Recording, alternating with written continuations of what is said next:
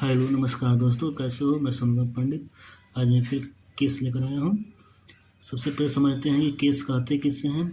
तो संज्ञा और सर्वनाम का क्रिया के साथ प्रत्यक्ष संबंध होना कारक कहलाता है, यानी केस कहलाता है। संज्ञा यानी संज्ञा को नाउन बोलते हैं। नाउन और प्रनाउन का वर्ब के साथ प्रत्यक्ष संबंध होना कारक कहलाता है।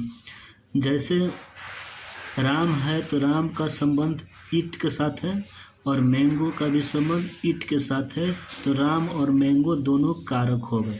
क्या हो गए? राम और मैंगो दोनों कारक हो गए। अब प्रश्न उठता है कि राम कौन सा केस होंगे और मैंगो कौन सा केस होंगे। तो ऐसे इंग्लिश ग्रामर में केस 4 प्रकार के होते हैं। पहला होता है नॉमिनेटिव केस, जो कार्य करता है, यानी जो कार्य करता है उसे नॉमिनेटिव केस कहा जाता है। इसे ही सब्जेक्टिव केस कहा जाता है। इसे ही सब्जेक्टिव केस कहा जाता है। इस लिखा हूँ कि horse runs on the road. यहाँ पे जो दौड़ने वाला काम हो रहा है वो कौन कर रहा है? घोड़ा कर रहा है। तो घोड़ा क्या हो जाएंगे? नॉमिनेटिव केस हो जाएंगे। क्या हो जाएंगे? Nominative case. इस नॉमिनेटिव केस को हम लोग सब्जेक्टिव केस भी कहते हैं। समझ गए? उसके बाद दूसरा है ऑब्जेक्टिव केस। दूसरा है ऑब्जेक्टिव केस। कर्ता के द्वारा किए गई क्रिया का फल जिस पर पड़ता है उसे ऑब्जेक्टिव केस कहते हैं। कर्ता के द्वारा किए गए क्रिया का फल जिस पर पड़ता है उसे ऑब्जेक्टिव केस कहते हैं।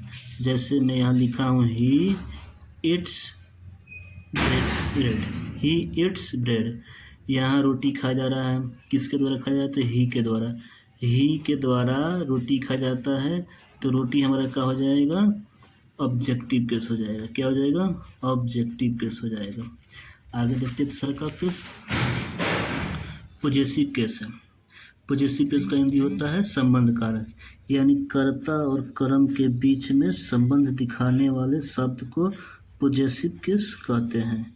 कर्ता और कर्म के बीच में संबंध दिखाने वाले शब्द को पॉजेसिव केस कहते हैं। जैसे I live in my country, ये हमारा सब्जेक्ट हो गया, यानी कर्ता हो गए। ये हमारा क्या हो गया? ऑब्जेक्ट हो गया। इसके दोनों के बीच में माई जो है संबंध दिखा रहा है, तो हम इसे क्या कहेंगे? पॉजेसिव केस कहेंगे। 4 नंबर होता है वोकेटिव केस। इंग्लिश ग्रामर के केस में इसका कोई इतना इम्पोर्टेंट महत्व नहीं है, लेकिन जान देना कि वोकेटिव केस होता है।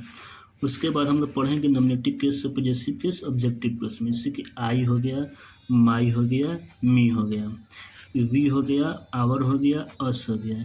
ये दोनों जो है हमारा फर्स्ट पर्सन में आता है। किस में आता है? फर्स्ट पर्सन में आता है। यहाँ लिख देता हूँ फर्स्ट पर्सन। उसके बाद ये जो होता है यू वाला सेकंड पर्सन में आता है। यू वाला किस में आता है? सेकंड पर्सन में। और बकिया सब किस में आता है? तो थर्ड पर्सन में आता है। किस में आता है? थर्ड पर्सन में आता है। यहाँ तक कि हम लोग का जो नाम भी है वो भी फर्स्ट थर्ड पर्सन में आता है। हम लोग का नाम जो है किस में आता है? थर्ड पर्सन में। जैसे मान लीजिए कि राम हो गया, श्याम हो गया, सब किस में आएगा? थर्ड पर्सन में। थैंक यू दोस्तों, धन्यवाद।